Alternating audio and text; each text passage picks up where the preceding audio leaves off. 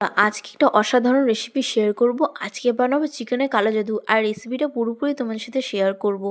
এখানে একটা ফ্রাই প্যানের মধ্যে এখানে আমি গোটা জিরে, শুকনো লঙ্কা, আর একটা দারচিনি, 3-4টে এলাচ আর 2টো লবঙ্গ, গোটা ধনে, যতক্ষণ না কালার চেঞ্জ হচ্ছে ততক্ষণ আমরা ভেজে নেবো মশলাগুলোকে।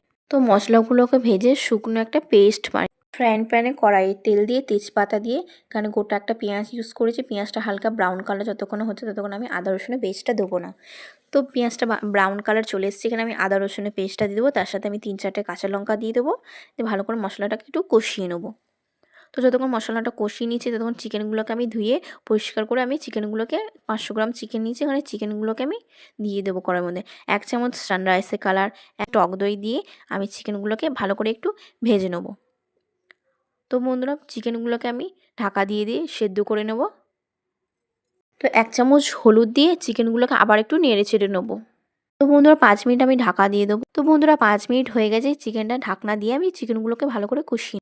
এবার আসবে রান্নার আসল টুইস্ট, আমাদের তৈরি বিশেষ কালা জাদু মশলা।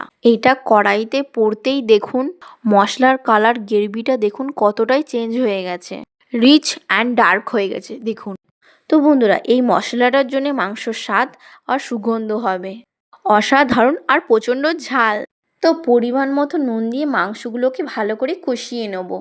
এখানে আমি আলুটাকে আগে থেকে ভেজে নিয়েছি, আপনারা চাইলে আলুটা দিতে পারেন। আমি এখানে আলুটা অ্যাড করেছি। আলুটা দিয়ে মাংসগুলো আবার একটু নেড়ে নেবো। তো বন্ধুরা মাংসগুলো সেদ্ধ হয়ে গেছে, একটু গরম মশলা আর একটু ধনেপাতা ছড়িয়ে দিলে ব্যাস রেডি হয়ে যাবে আমাদের কালা জাদু চিকেন। বন্ধুরা রেসিপিটা ভালো লাগলে ঘরে অবশ্যই ট্রাই করে দেখবেন, আর যারা ঝাল খেতে পছন্দ করে এই রেসিপিটা তাদের জন্য। আর ততক্ষণে জানে টাটা বন্ধুরা।